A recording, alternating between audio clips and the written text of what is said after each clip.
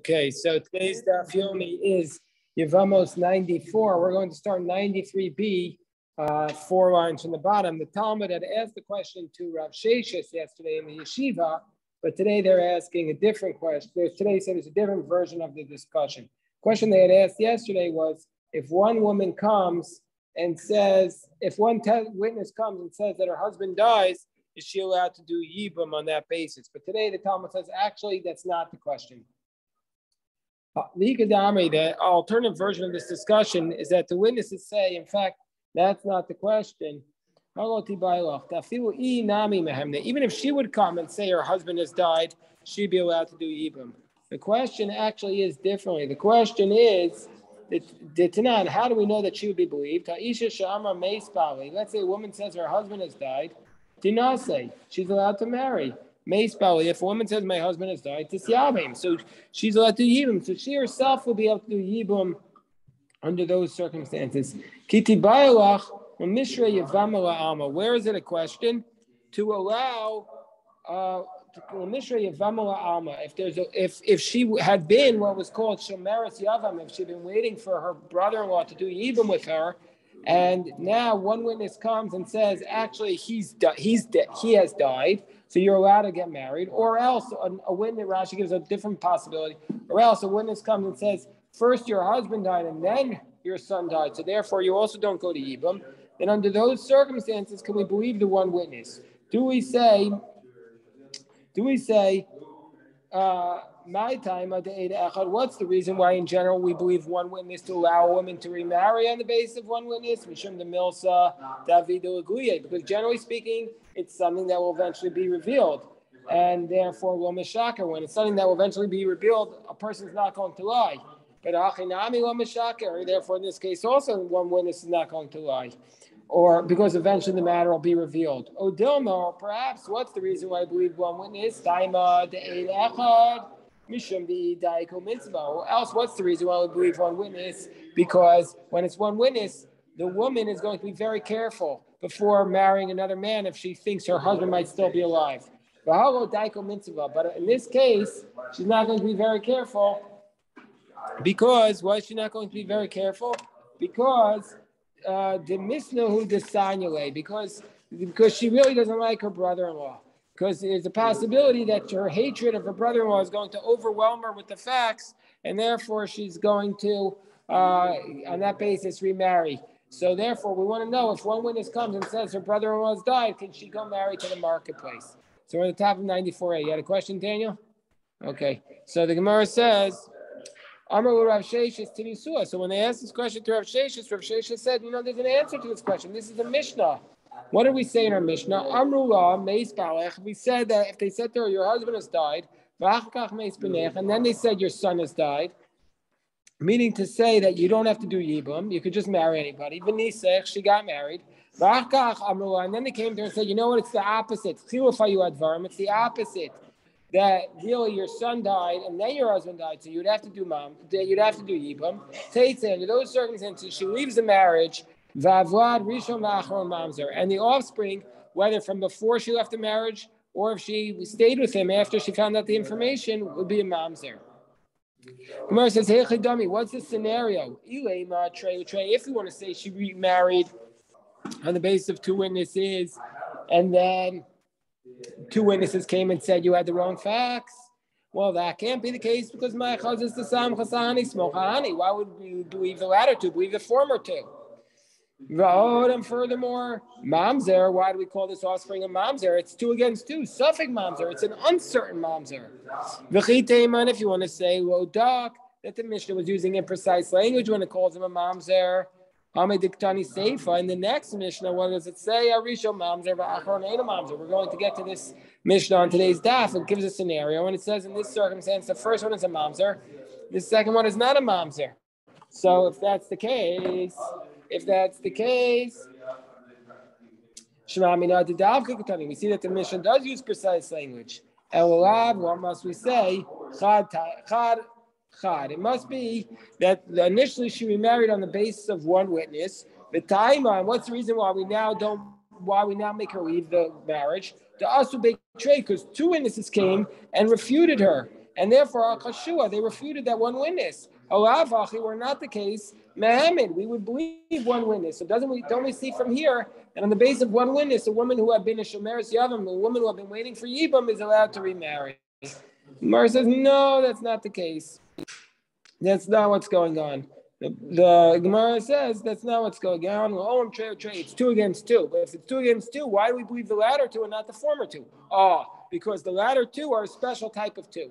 They're not rejecting the material evidence of the first 2, but there would be 2 against 2, and they would be just contradicting each other. But the latter 2 in this case are what's called Eid Zomamin. They are saying that the latter 2 are saying that the first 2 witnesses are Eid Zomamin, they were plotting witnesses, and the latter 2 witnesses come and say, you couldn't have given that testimony because you were with us. And they say it's impossible for you to have been witnesses because you were with us in a different place. And under those circumstances, it's a verse from the Torah that we believe the latter 2 witnesses against the first 2 witnesses. So it's not a proof that one witness is believed. You had a question, Harold? Okay, so the Gemara says that these are witnesses that are called Eidei Azama, that they are refuting the very possibility that the first 2 witnesses were kosher. And Nachinami be'Eidei Azama. The Gemara says, I'll give you a proof from a different Mishnah. What does the Mishnah say? A woman is not believed to say that her Yavam has died. So the Gemara is going to infer a woman is not believed, but one witness would be believed. That's going to be the proof. But first they say, the woman is not believed to say that her Yavam has died, so she can get married. And she's also not believed to say her sister has died, so that I can marry my sister's husband. And the Gemara infers from this. The woman herself is not believed. But if there would be one witness, isn't the implication that the one witness would be believed? So we see that we believe one witness in the case of Yavam. The Gemara says, your logic is off. Because Ema Seifa, what's the next clause in that Mishnah? Eina Ish, Neman Lomar Meis Achi. A man is not believed to say that my brother has died. She'ayavam Meis Isho. So now I can do Yibum with his wife. V'lo Meisa Ishti. And a man is not believed to say my wife has died.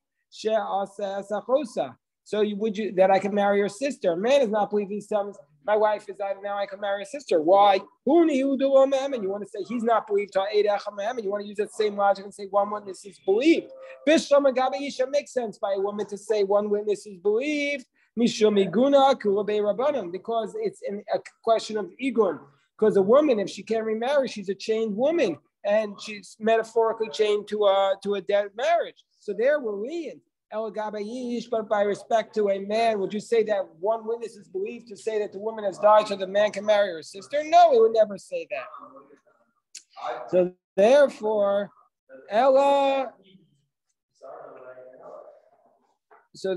what do we say? Hold on.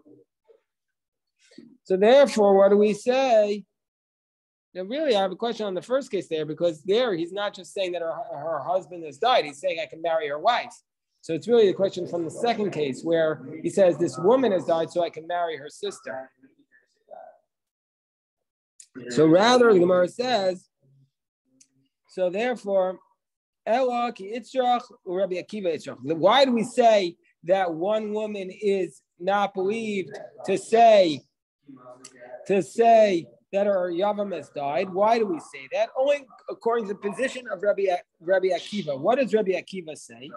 Rabbi Akiva's position was that if she would marry somebody while she is still a Yavam, while she's waiting for Yivam, if she go ahead and marry somebody, that offspring will be considered a mamzer. So you might have, that we don't rule like that because this is a regular prohibition, but that's what Rabbi Akiva says. So you might have thought, Rabbi Akiva yesh mamzer mechai v'lavin. You might have thought that since Rabbi Akiva says that there are mamzerim just from a regular prohibition, you might have thought this woman will be so concerned not to mess up her offspring, and so therefore vidaika, and so therefore she look carefully before remarrying. Kamashwan, we don't say that. We say that she was not going to be careful, and careful enough, and so therefore we're not going to believe her to allow her to remarry. But in that case, it's not necessarily the case. We also believe one witness.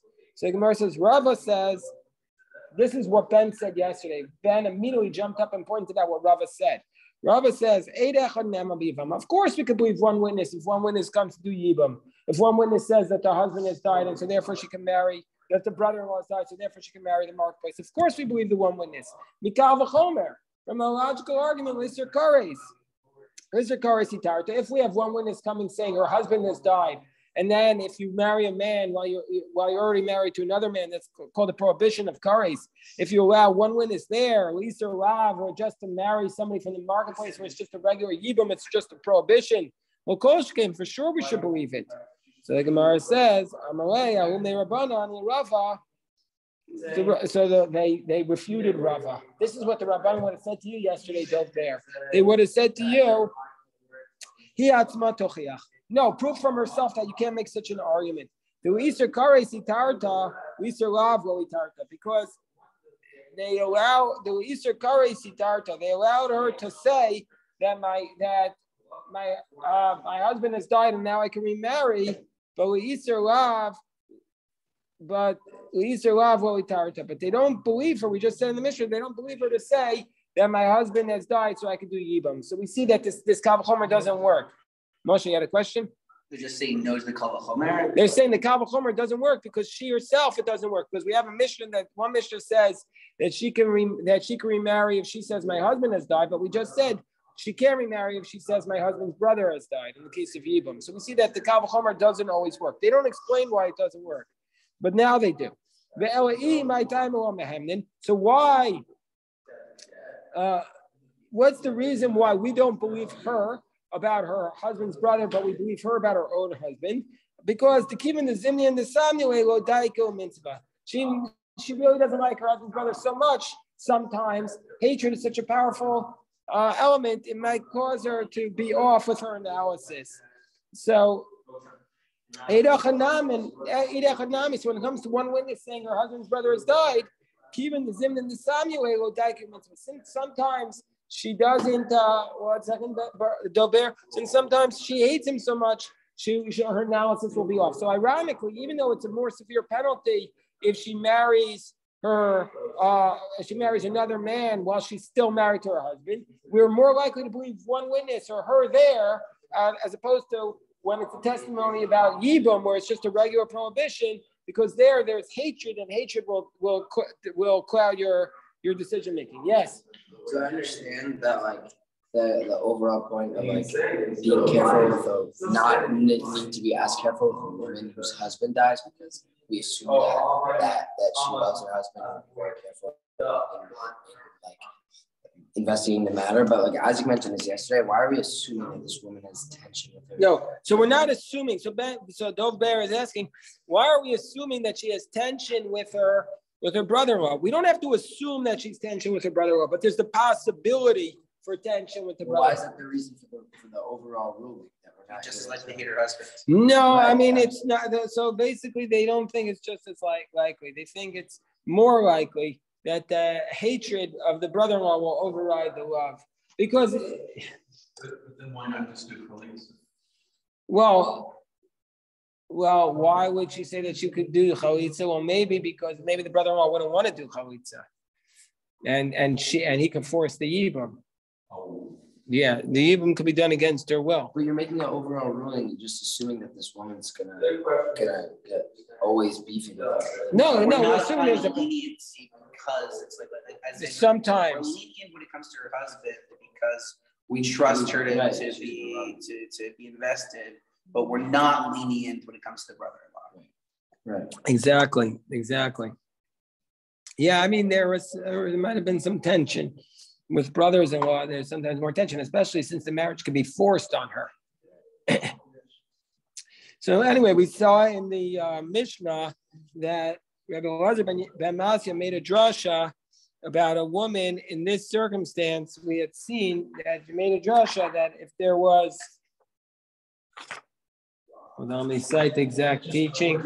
That it says that if they told her that your husband died and she was betrothed to another man, and then you said your husband's alive, she can go back to her initial husband.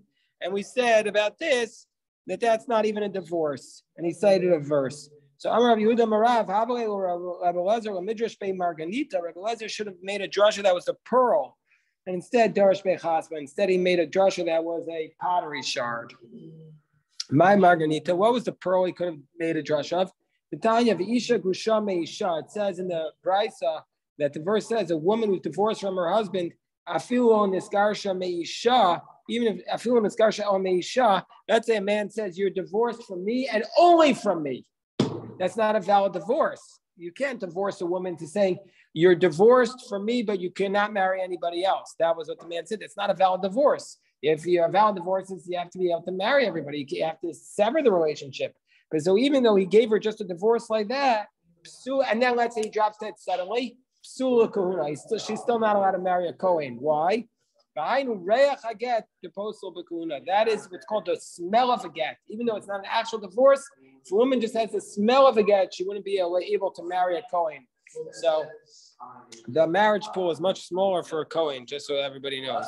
Okay, so Zakta Mishnah on the bottom of 94a, what does the Mishnah say? Misha Hocha Ishto Medina Sayam.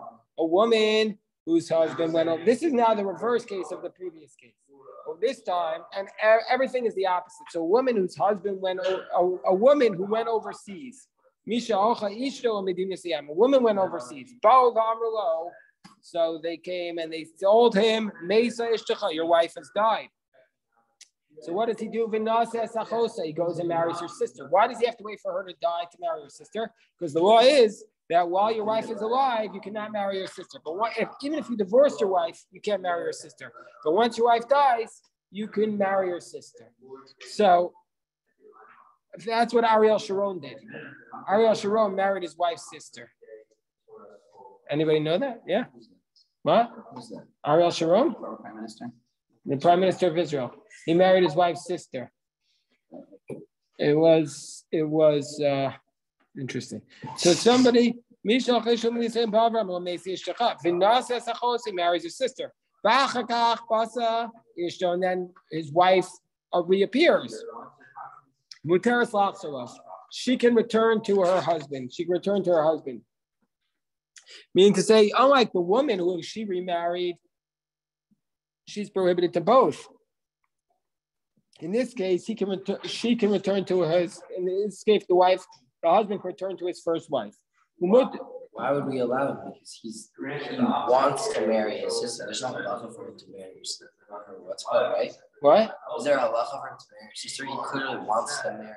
Right. He wasn't required to marry. So why would he let him get back with his wife? Because it's only the woman who becomes prohibited. The man is not going to become prohibited. What is that? You should let the marriage of the sister was never valid. So the marriage, right? As Moshe says, the marriage of the sister was never valid. So therefore, that's what Rashi says. So therefore, he's allowed to go back to his first wife. And not only that, since he was never married to the second woman, he's now allowed to marry her mother. If they don't have the same mother, he can marry her son, her daughter. He can marry all these people. Ushniya mutaris bekrov, and the second woman can marry his son or his father. V'meisa rishona, and then if his first wife then died, mutar b'shniya, he now can go back and marry her sister. Amrulo, let's say they said to him, Mesa ishto, let's say they said to him, your wife died. Vinasa sachose, goes out and marries her sister. Amrulo, they said to him, actually, kayemes haisa, she was alive when you married her sister, Umesa, and now she died. Havlad, Rishon, Mamzer, the offspring while they were married is a Mamzer, Va'achron, but the offspring after the wife died is not a Mamzer. Rabbi Yossi says an enigmatic phrase which we're not going to explain now. We'll explain in the Gemara. Whoever disqualified through others disqualifies himself. Anyone who's not disqualified through others is not disqualified by themselves. So says the Gemara, and this is really explaining Rabbi Yossi's saying. Okay, so the wife can return to the husband. Again, in a situation where the wife goes overseas and the husband he or she dies, he now wants to marry her sister. and now the first wife reappears, the first wife can return to the husband and the husband leaves the sister. But let's say the wife is not the only one who goes overseas. Let's say the sister's husband also goes traveling overseas. And you get the word back that both of them died. And on that basis, the sister remarries. And now the wife and the husband and the sister's husband both reappear. The wife can return to her first husband, but the sister cannot return to her husband because she's the case of the woman who married on the basis of a witness saying her husband died. So even though the husband's marriage to the wife's sister is enough to prevent her from remarrying, it's still not enough from going back to her husband. It's still not enough to stop him from going back to his first wife. That's what the Gemara is going to say now. Yeah, what? We had that concept of keeping things like clean the Torah to make sure like the families keep the peace. I feel like this is just going to create so much chaos. This is going to create Shalom Bayit issues. Right. This is going to create. Joe Bear is asking, doesn't this create Shalom Bayit issues? Yeah, clearly nobody's saying this is ideal. We're just saying, what's the letter of the law here? Maybe it is Shalom Bayit to allow the man to return to his initial wife. But yeah, the sister's there. I wouldn't want to be at that Seder table. So the Gemara says, maybe you would want to be there to try and bring peace. The Gemara says, this is the case I just spoke about. Even though the wife, his wife and his brother-in-law had gone overseas, Medina Sayam, that this marriage that he did with his wife's sister is effective enough to say that she's not allowed to return to her brother-in-law, to her husband, his brother-in-law, Asira Ishto Sharia. Nevertheless, we say the wife of his brother-in-law cannot go back to her husband, but his wife is permitted to him.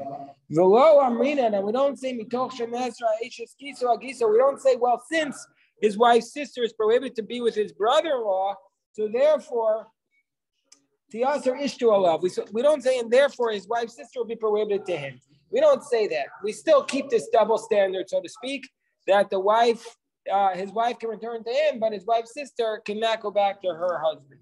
Gemara says. So now the Gemara says, let's say that our Mishnah is not like Rabbi Akiva. Because what does Rabbi Akiva say? Rabbi Akiva, our Mishnah says you're allowed to go back to that. What did you say? What's the question? This is the brother-in-law now. No, it's not his husband's brother. It's not the man whose wife went overseas brother. It's the brother. It's the husband of the wife's sister. That's not a Yevamos situation. It's the husband of the wife's sister. They're not brothers. The two husbands are not brothers. So the Gemara says, okay, so now this Gemara says our Mishnah must not be like Rabbi Akiva, because what did Rabbi Akiva say? Rabbi Akiva says, our Mishnah says you could go back to your first wife in a situation where you accidentally married her sister. But Rabbi Akiva says elsewhere that the wife's sister would require a divorce from him. And if she requires a divorce, then presumably you can't remarry her. You can't go back to your first wife because you're not allowed to marry your wife's sister. Or even if you're divorced your wife, you can't marry your sister. You can only marry your wife's sister once your wife dies. So in this situation, if your wife's sister requires a divorce in this situation with Rabbi Akiva because they're saying it was a quasi marriage, then Rabbi Akiva should be arguing with our Mishnah because our Mishnah says you can return to your first wife. So that's what the Gemara says. Gemara says, let's say that our Mishnah is not like Rabbi Akiva. Rabbi Akiva say that this is the wife, this is the sister of your divorcee, and you can't go back to the sister of your divorcee. The Tanya call Arayo Shabbator. We learned in the Brisa, if you marry anybody who's a prohibited sexual relationship, i.e., let's say your sister, you don't require a divorce from there because it's completely disqualifying marriage. Chutz, it's not even a marriage. Chutz. No, I'm just giving you an example. If you marry somebody who's a prohibited sexual relationship, i.e. your sister, your daughter, you give them a ring and say, you're married to me. It's nothing. You don't need a divorce from that. That's what the Bryce is saying, with the exception of Ashes, Isha, Nasis, Alpi Bezin. With the exception of if there's a married woman who the court said you can remarry on the basis of one witness, and she remarries, we said that circumstance we require a divorce. So except except Rabbi Akiva Mosif Af Eishes Ach V'Achos Isha. Rabbi Akiva adds these two cases: the case of where you marry your wife's sister accidentally, and also where you marry your brother's wife accidentally. Rabbi Akiva would require a divorce, a formal divorce in those cases. The Akiva Namar Rabbi Akiva by get. Yeah, like this case, you heard testimony that she was dead. You went ahead the next day and said, okay, what are we going to do? We move on, marry your sister. And now you say, oh, oops. So the Akiva Namar Rabbi Akiva by get. Oh, Jeff, you had a question?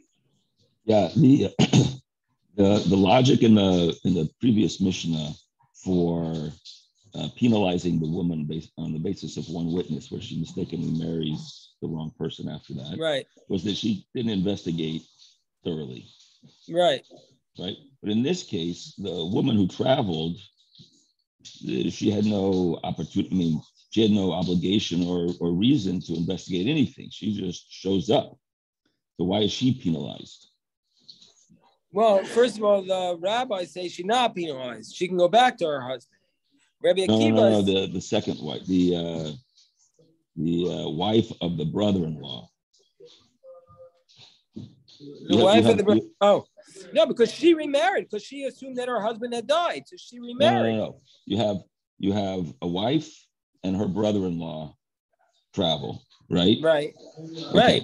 And they declare they're believed to be dead, and then they show up. Right. Okay. So the wife can go back to her husband. But wife goes back to her. But the brother-in-law cannot go back to his wife. Right. But so she's being penalized, even though she has. Because she married. She's being penalized because she married her sister's husband. So she went ahead and married, assuming he was dead. That's why she's being penalized. Okay. So the Gemara says, Akiva Namar Rabbi Akiva by a get. Since Rabbi Akiva says she requires a get, the Mela Itzirale, then she's going to be prohibited to return to her husband, because she's like the sister of his divorcee. Gemara says, no, that's not the case. We wouldn't necessarily say that Rabbi Akiva would say that in this case, because what didn't we learn about that teaching of Rabbi Akiva? This case of the brother's wife, what's it referring to? It's not referring to a full marriage, it's referring to a betrothal. Where the brother betrothed his wife. It was just a betrothal. And then he went overseas. And now the brother who's back home heard that his brother died. And he gets up and he marries his brother's wife. There, Rabbi Akiva requires a divorce. Why? Because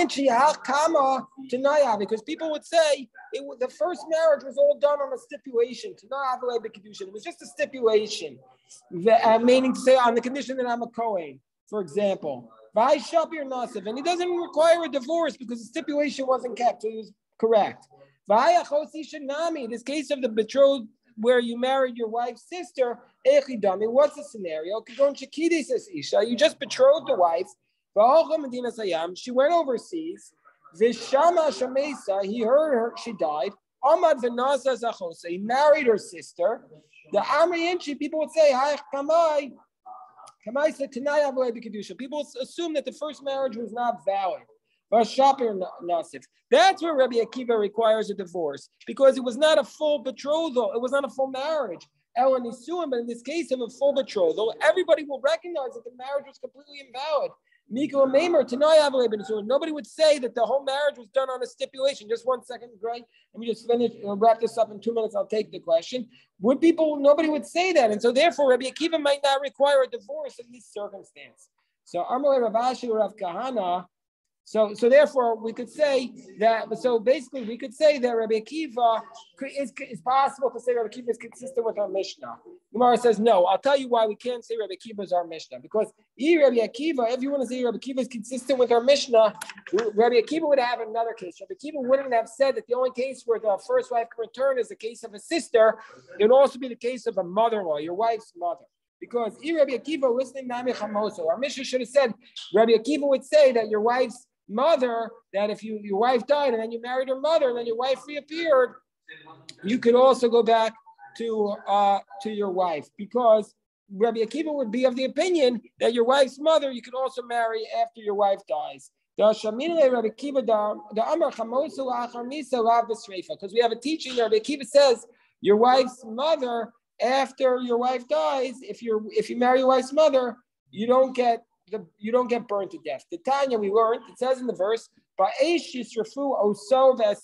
fire, if you marry your wife and then her mother, in fire shall be burnt him and them. Oso means him, ves achas mihen, one of them, i.e. the one you married second gets burned. That's the position of Rabbi Shmuel. Whereas Rabbi Akiva says oso ves shtehen. Rabbi Akiva says you burn him and both of them. What does both of them mean? So there's a dispute in the Gemara and Sanhedrin between what does both of them mean. According to Abaye, who says that that Rabbi Akiva agrees with Rabbi Shmuel, and really they're just arguing about Bishlam Abaye Damar Mashmus Darshanika B'nai. Rabbi Akiva agrees with Rabbi Shmuel that there's no, that Rabbi Akiva agrees with Rabbi Shmuel that when Rabbi Shmuel says that they get burned to death, and here they're arguing about, but they're just explaining how do we understand the verse. Rabbi Shmuel Savar Chadik Siv,